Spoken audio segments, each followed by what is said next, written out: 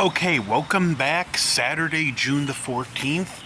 The Friday the 13th Best Moments continues with the best moments of Friday the 13th Part 7, The New Blood. Best moments, well, the opening narration is great. You have that ominous, brooding voice. There's a legend around here, a killer buried, but not dead. With the highlights of the previous films, a decent little recap, a fun little moment, followed by the opening scene where Tina's dad is drunk, slaps her mom, then her psychic reaction causes the dock on the swamp launch pond, whatever. Crystal Lake looks like a swamp in this one. But the dock that goes to the swamp, she causes that to collapse on him, killing him. Another good moment.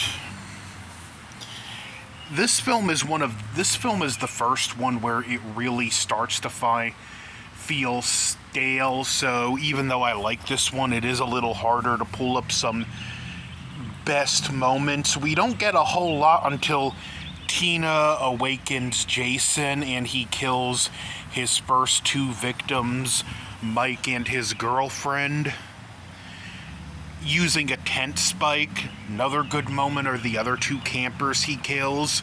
We get the birth of the sleeping bag kill here, which for a kill that's only happened in a couple movies, it's kind of ridiculous how, synonymous with Jason this one actually is, when, especially statistically, he's thrown a lot more people out the window.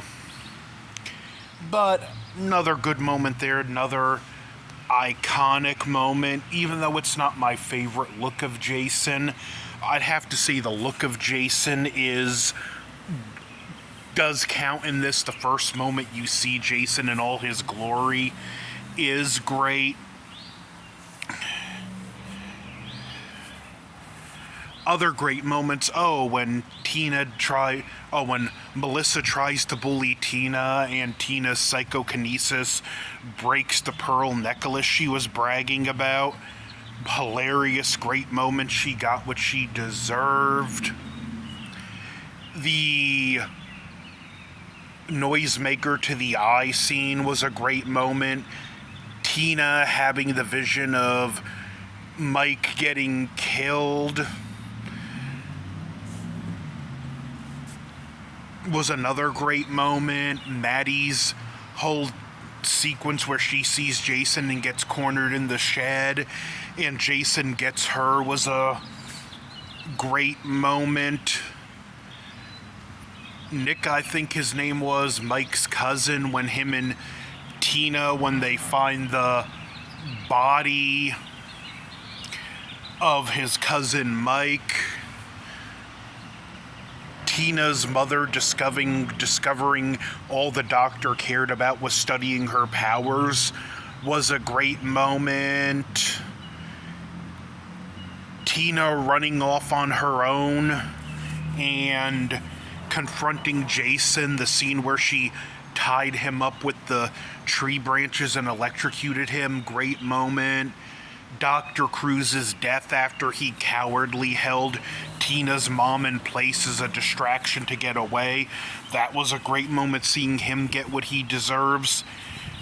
Tina and Jason in the party house, fun little moment, even though I don't know what closing the doors and pushing a table in the way is going to do. Dropping the roof of the house on him. The whole final confrontation. Melissa getting the axe to the face. One of the best moments in the movie. Wrapping the wire from the lamp around Jason's neck and dropping him through the stairs.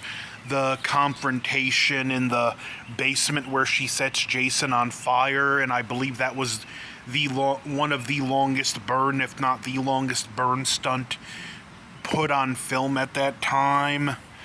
Was also another great moment in this film.